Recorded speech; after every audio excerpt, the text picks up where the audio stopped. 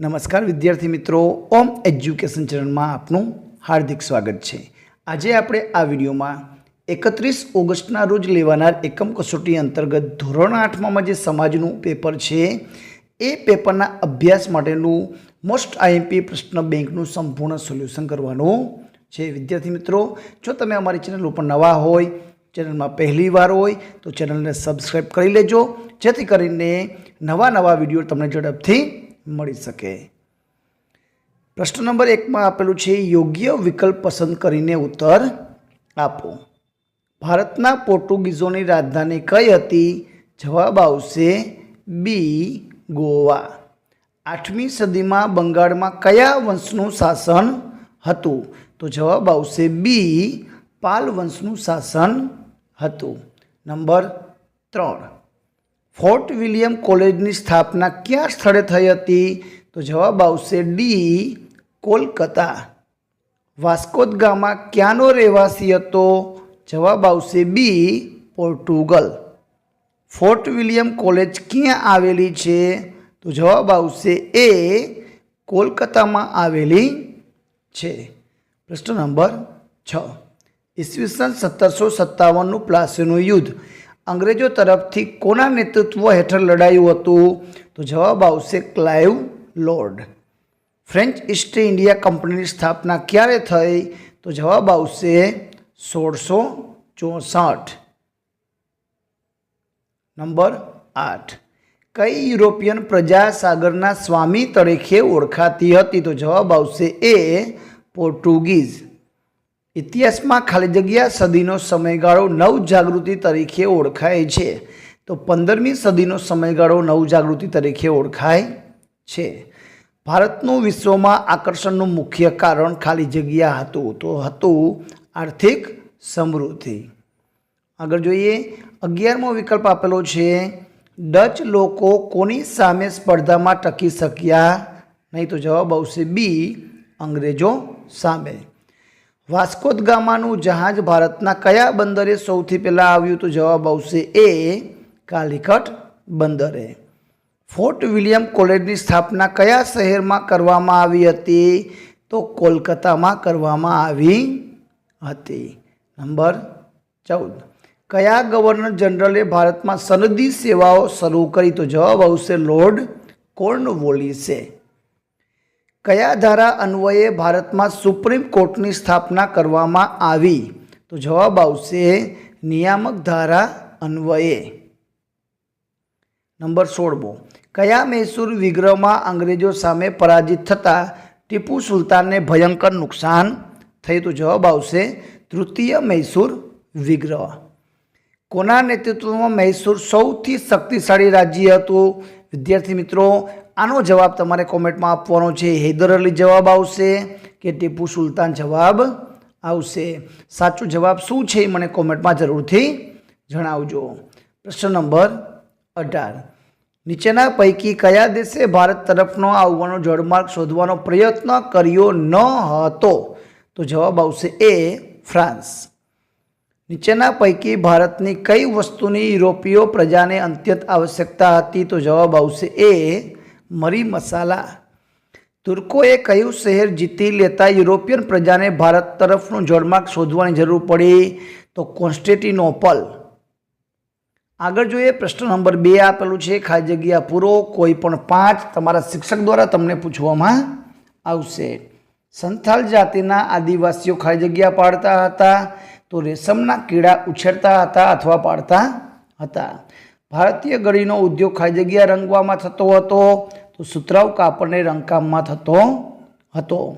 જેલમાંથી મુક્ત થયા પછી બિરસાએ ખાલી જગ્યા ઝંડાવાળું બિરસા રાજ? તો સફેદ ઝંડાવાળું બિરસા રાજ। બિરસા મુંડાનો જન્મ ક્યારે થયો હતો? તો 15 નવેમ્બર 1875માં। નંબર 5, ઉલ ગુલાન ચળવળનો પ્રભાવ દક્ષિણ બિહારમાં ખાલી જગ્યા વિસ્તારમાં લગભગ 400 ચોરસ માઇલમાં વિસ્તારમાં હતો? તો દક્ષિણ બિહારમાં કહીએ તો છોટા નાગપુર વિસ્તારમાં। 19મી સદી પહેલાં ઘણા જનજાતિઓના સમૂહો ખાલી જગ્યા ખેતી કરતા હતા। વિદ્યાર્થી મિત્રો, અહીં સ્થાયી આવે છે કે સ્થળાંતરિત આવે છે?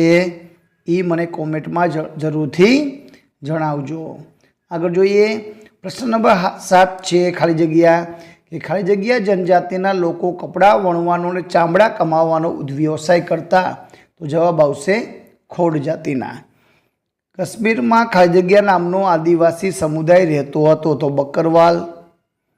મધ્ય ભારતમાં ખાલી જગ્યા જાતિના આદિવાસી સમૂહ રહેતા હતા તો મધ્ય ભારત કહે તો ખોડ જાતિના। છોટા નાગપુરની આસપાસ ખાલી જગ્યા જાતિના આદિવાસી સમૂહ રહેતા હતા, છોટા નાગપુર કહે તો મુંડા। કપાસ એ ખાલી જગ્યા ભારતનો મહત્વનો વેપારી પાક છે તો પશ્ચિમ ભારતનો। અને ગળી એ ખાલી જગ્યા ભારતનો મહત્વનો વેપારી પાક છે તો ગળી છે એ પૂર્વ ભારતનો મહત્વનો વેપારી પાક છે। ગળીના ઉત્પાદનની ખાલી જગ્યા પ્રથામાં તૈયાર ગળીને બાંધ્યા ભાવે કારખાનેદાર વેચવામાં આવતી હતી તો રેયતી પ્રથામાં ગળીનો છોડ ખાલી જગ્યા પ્રદેશોમાં થાય છે તો જવાબ આવશે ગરમ પ્રદેશોમાં। નંબર 15 હોલ્ટ મેકેન્ઝી નામનો અંગ્રેજ અધિકારી ખાલી જગ્યા પદ્ધતિનો પ્રણેતા હતો તો મહાલવારી પદ્ધતિ। ખાલી જગ્યા પદ્ધતિમાં જમીન ખેડનારને જમીનનો માલિક બનાવવામાં આવતો હતો તો રૈયતવારી પદ્ધતિ। રૈયતવારી પદ્ધતિના પ્રણેતા ખાલી જગ્યા હતા તો જવાબ આવશે થોમસ મુનરો। કાયમી જમાબંધીને કારણે અન્ન ભંડાર તરીકે ઓળખાતું ખાલી જગ્યા કંગાળ બન્યું તો જવાબ આવશે બંગાળ। ગવર્નર જનરલ ખાલી જગ્યાના સમયમાં ભારતમાં કાયમી જમાબંધી દાખલ કરવામાં આવી હતી તો કોર્નવોલિસ। પ્લાસીના યુદ્ધ પછી મીર જાફરને હટાવીને અંગ્રેજોએ ખાલી જગ્યાને નવાબ બનાવ્યો તો જવાબ આવશે મીર ગાસિમ। વિદ્યાર્થી મિત્રો, વિડીયો ગમે તો લાઈક કરજો, અમારી ચેનલને સબસ્ક્રાઈબ કરજો। પ્રશ્ન નંબર 3માં તમને કોઈ પણ એક જોડકું પૂછાયેલું છે, એ જોડકું તમને પાઠ નંબર 9માંથી પૂછાશે। તો અહીં વિભાગ એ અને બી આપેલું છે તો સર્વત્ર ઉપલબ્ધ સંસાધન તો જવાબ આવશે ઈ નાઇટ્રોજન। એકલ સંસાધન તો જવાબ આવશે સી ક્રાયોલાઇટ। માનવ સર્જિત સંસાધન તો જવાબ આવશે એ વિદ્યુત। અને બિન નવીનીકરણ સંસાધન તો જવાબ આવશે બી કોલસો। તમને અહીં જવાબ આપેલા છે, જવાબનો પણ તમે અભ્યાસ કરતા જાજો। સર્વસુલભ સંસાધન તો એમાં આવશે ડી ઓક્સિજન અને નાઇટ્રોજન। સામાન્ય સુલભ સંસાધન એમાં આવશે સી જળ ગોચર અને ભૂમિ। વિરલ સંસાધન એમાં આવશે ઈ ઓપ્શન કોલસો ખનિજ તેલ। અને એકલ કે દુર્લભમાં આવશે ક્રાયોલાઇટ। ત્રીજું જોડકું છે નવીનીકરણ સંસાધનમાં આવશે સી જંગલો પ્રાણીઓ સૂર્યપ્રકાશ પ્રવહન। બિન નવીનીકરણ સંસાધનમાં જવાબ આવશે ઈ કે જે ખનિજ કોલસો ખનિજ તેલ કુદરતી વાયુ છે। એના પછી છે માનવ સર્જિત સંસાધન, એમાં આવશે બી કે જે બહુહેતુ યોજનાઓ માટે બનાવવામાં આવે છે। એના પછી ડી સશક્ત સંસાધન છે, એમાં આવશે એ માનવ। તો આ રીતે જોડકા જોડવાના છે। એના પછી આપેલું છે સર્વસુલભ સંસાધન તો એમાં આવશે બી નાઇટ્રોજન। સામાન્ય સુલભ સંસાધન એમાં આવશે ડી જળ। વિરલ સંસાધન એમાં આવશે એ યુરેનિયમ। અને દુર્લભ સંસાધન એમાં આવશે ક્રાયોલાઇટ। તો આ રીતે જોડકા જોડવાના છે। છેલ્લું જોડકું છે જંગલ આવશે એ ડી વન્યજીવોનો આશ્રય આવશે। જમીન તો એમાં ખેતી થશે।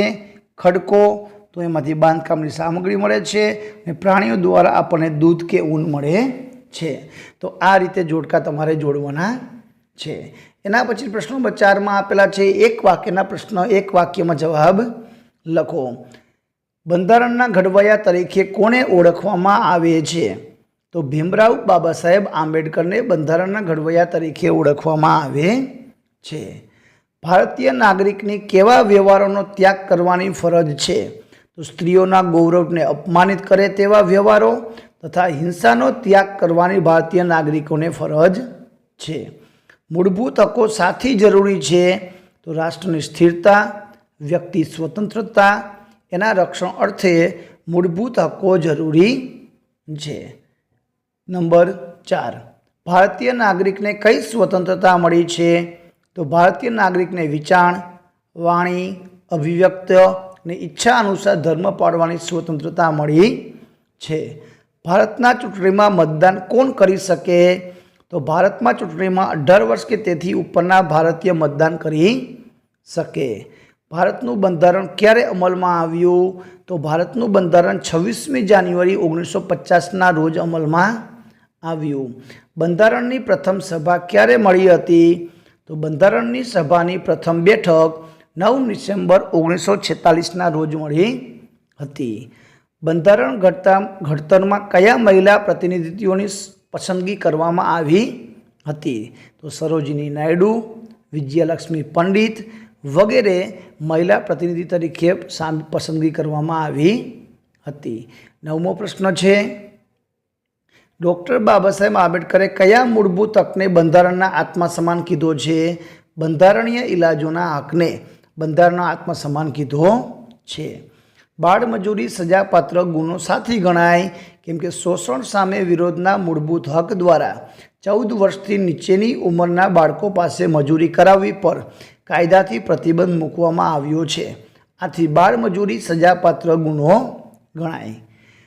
કાયદાની દ્રષ્ટિએ સમાનતા એટલે શું? તો કાયદાની દ્રષ્ટિએ સમાનતા એટલે ધર્મ, જાતિ, લિંગ અને રંગને આધારે કોઈ પણ સાથે પક્ષપાત અને ભેદભાવ કરવામાં ન આવે તેમજ બધા નાગરિકોને યોગ્યતા પ્રમાણે સમાન તક આપવામાં આવે. પ્રશ્ન નંબર 12 છે, બિન સાંપ્રદાયિક દેશ એટલે શું? તો બિન સાંપ્રદાયિક દેશ એટલે દેશનું શાસનતંત્ર કોઈ ધર્મ કે સંપ્રદાયના માન્યતાના આધારે ચાલતું ન હોય તેમજ ધર્મ કે સંપ્રદાયના આધારે નાગરિક વચ્ચે કોઈ પણ પક્ષપાત કે ભેદભાવ રાખતું ન હોય તેને બિન સાંપ્રદાયિક દેશ કહેવાય. ભારતના નાગરિકને કઈ કઈ સ્વતંત્રતા મળી છે? વિચાર, વાણી, અભિવ્યક્તિ કે ઈચ્છા અનુસાર ધર્મ પાળવાની. આપણે દર વર્ષે કયા દિવસને બંધારણ દિવસ તરીકે ઉજવીએ છીએ?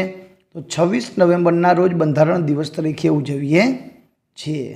બંધારણ સભાના અધ્યક્ષ અને બંધારણની ખરડા સમિતિના અધ્યક્ષ કોણ હતા? તો બંધારણ સભાના અધ્યક્ષ ડૉક્ટર રાજેન્દ્ર પ્રસાદ અને ખરડા સમિતિના અધ્યક્ષ ડૉક્ટર ભીમરાવ આંબેડકર હતા. તો આ રીતે એક વાક્યના જવાબ લખવાના છે. પ્રશ્ન નંબર 5માં છે, ટૂંકનો કોઈ પણ એક તમારે લખવાની રહેશે.